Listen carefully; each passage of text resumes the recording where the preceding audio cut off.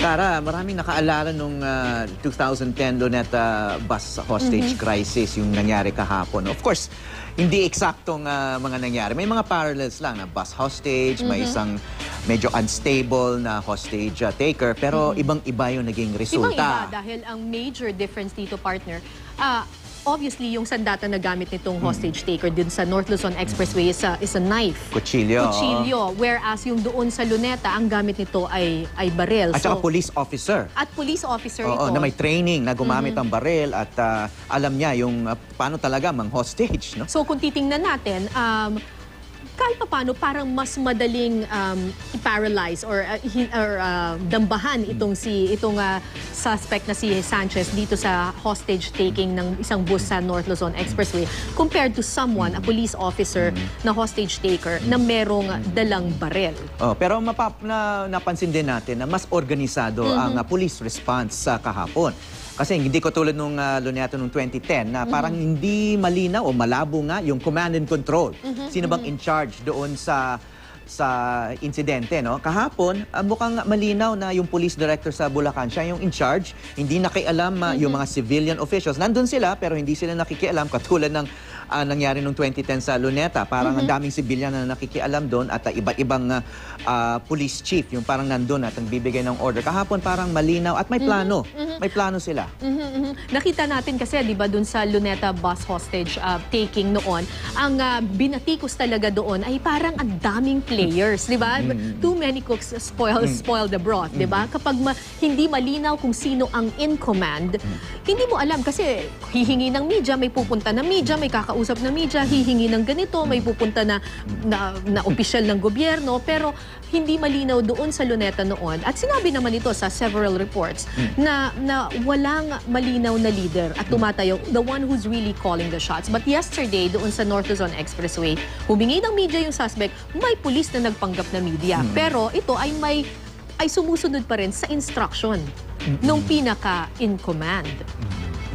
Mga kapuso, yun nga sa report noon ng Incident Investigation and Review Committee doon sa Luneta, doon sa Quirino bus hostage crisis noon, noong 2010, ang sinasabi nila, ang pinakamalaking kabiguan noon ay yung kabiguan na i-activate itong Crisis Management Committee. Ito yung unang-una na kailangan ginagawa in any hostage-taking incident.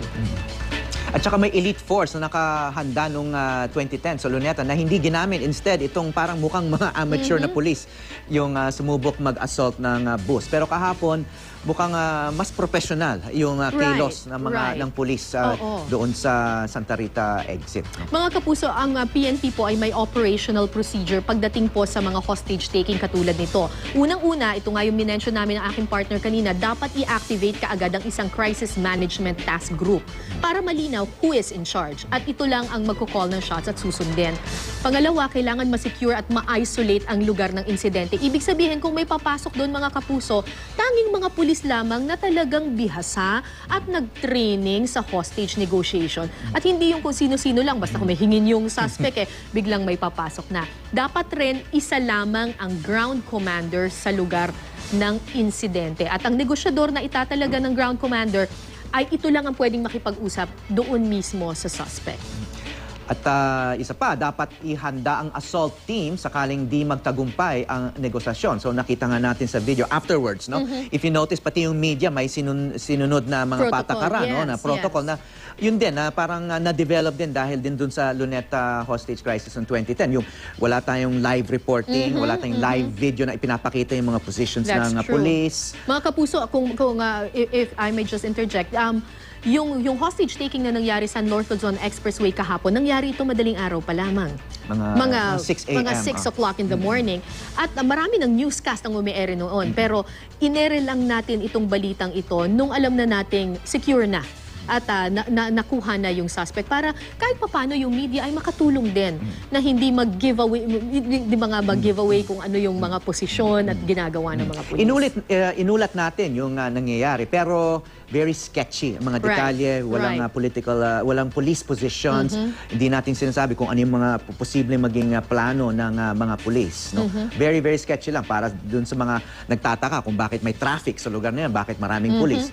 Eh, kailangan din natin i-inform yung publiko. Dapat rin planuhin yung assault plan para matiyak ang kaligtasan ng suspect at mga biktima.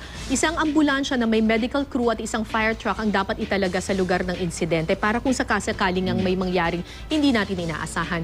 Dapat may tamang koordinasyon sa lahat po ng sangkot sa insidente. At sa negosasyon, pinaka-importante pa rin ang kaligtasan ng lahat.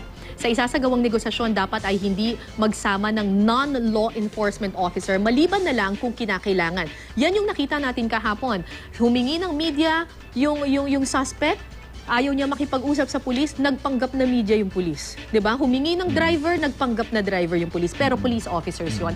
Hindi rin maaaring sumali sa negosasyon ang mga pulis na hindi dumaan sa tamang training. So kahit pa paano, partner, at least we somehow learned our lesson at makikita natin pag ganitong mga crisis situations, talagang importante na mag-cooperate tayong lahat. Hindi lang ang pulis, hindi lang yung mga biktima, yung mga hostages, pero pati na rin tayo sa media at iba pang mga nag-uusisero doon sa paligid. At sana yung nangyari kahapon, yung matagumpay na resulta ng police action kahapon ay masusing aralin ng ibang police force para maging kasama sa yung kumbaga yung best practice practices na experience ng ating police.